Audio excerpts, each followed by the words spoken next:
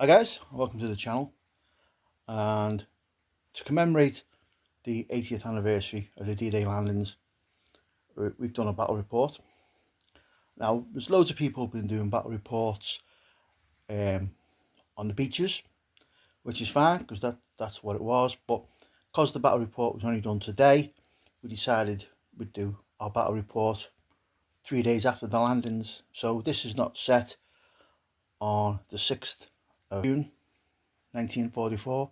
This is the 9th of June 1944, and we're doing my US while playing the 4th Infantry Division against Dan, who's playing the German 7th Army, and what they're using is the old Battleground Europe scenario book, which was, in my opinion, the earlier scenario books are far better because they give you the scenarios and they told you what list to choose from the armies of books for that. So we're both using the Normandy armor selectors.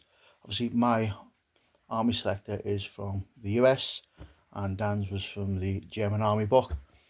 As I say, it's German 7th Armoured and my 4th Infantry Brigade.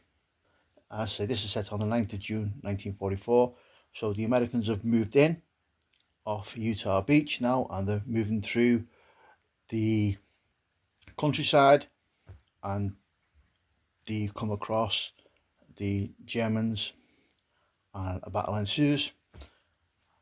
So the scenario we chose is scenario 7, Hedgerow Hell, because just inside, a couple of miles in from the beach, there's quite a bit of hedgerows, and it was an interesting scenario. Not sure it worked properly. I would have made some changes to it. Anyway, I'll tell you the forces involved, and then I'll show you the table set up, and then we'll get in and go through the scenario. It's quite a long one actually, because it's actually 8 turns and you roll for a 9th turn, where most games are 6 turns and you roll for 7. So it goes on for a bit. Hope you'll enjoy it. And again, thanks for watching as always. Hit the subscribe button if you don't mind, and enjoy the video.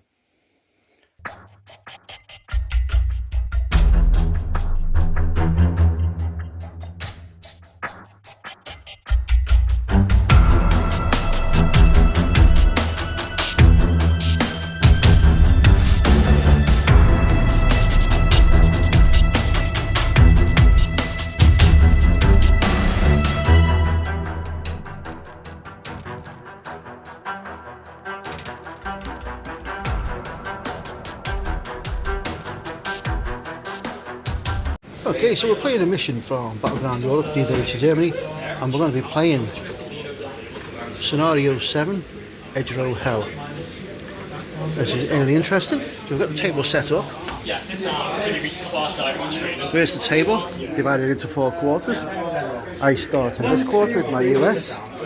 However, the Germans are secretly deployed in the other 3 quarters. And to win the scenario, you have to control as many quarters as you can. So it starts off with the Germans. I've got 3 and I've got 1, and so let's see how we go. I think you get 1 point for every guy you kill as well. Okay, so let's start, and then I'll come back at the end of the first turn, although it'll probably only be my guys set up over here. Okay, so my units are all deployed around the church. I have to be at least 12 inches away from the hedgerows. Now the strange rule is, until my US get to the hedgerow, I can't see what's in any of the squares unless the German player uses an advance order or a run order, which they're not going to. So it's just going to be crazy this now. Okay, let's go next to it. Yeah, crazy. Okay. That's the end of turn 2, and we've come across a major problem with this scenario, in the sense that when you pull your dice, the Germans are allowed to deploy anywhere in their table quarter up to base contact with the hedgerow. However, you have to be at least 6 inches away from the US player. Now, because I had to deploy 12 inches back, basically what it means is he's deployed everything along the edge line. So I am left trying to fight my way out of this corner. So at the moment, on the back foot, there's not really much chance of me winning this because he controls those three, and he would do, but I didn't think he'd be up against the hedge like this. The only way it is not is there where I managed to get a dice out and bring them up to the edge, which meant I've got hedge control for that part there, and that's me putting behind the wall. But apart from that, this side's going to be a struggle, so I'm going to try and go that way and try and capture that quarter and hold on to this quarter and kill more units than he kills at mine, and hopefully I win. So we'll come back at the end of turn 3 and see how we get on. Okay, that's the end of that turn. My M5 Stuart managed a lucky shot, 6 to hit and 6, and went on fire and went boom, managed to take out the pew and went woohoo. But apart from that, my troops are getting minced. I'm shooting back, but I'm not really doing much damage because it's hard cover up against the hedge with everything. So it's not really looking good for the US, but we'll keep going and see how it goes on. I don't think it's going to go. I think it's 8 turns, this, isn't it? Is it? Yeah, I mean, it's about to start turn 4 now. I can't see it lasting 8 turns. Right, see you back in the next one. Been down now, I looked at it. Right, so that's the end of turn 4, and I managed to pull it back a bit. Still lost a lot more men, as you see, but I'm now up against the hedge here, and I've managed to get a couple of kills on that squad of pioneers. My flamethrower guy is by himself now because his squad was wiped out by a nasty talented HE crap there. And I've got a couple of pins on a few units. I managed to get that Tureki back out the way, but not managed to do any damage to it. Even though I've now got 2 bazookas in the area, let's hope next time I can do some damage to it. So I'll come back at the end of turn 5. But at the moment, it's still 3 table quarters to the Germans and 1 to the Allies. I don't think it's going to end up like that, but here we go. Okay, so that's the end of turn 5, and I'm very thin on the ground now. I just tried a sneaky shot at that, but missed. Germans are right up close now. Been all my units here, all shooting at them, with them being down behind hard cover. Just needing 7s to hit everything. It's really hard.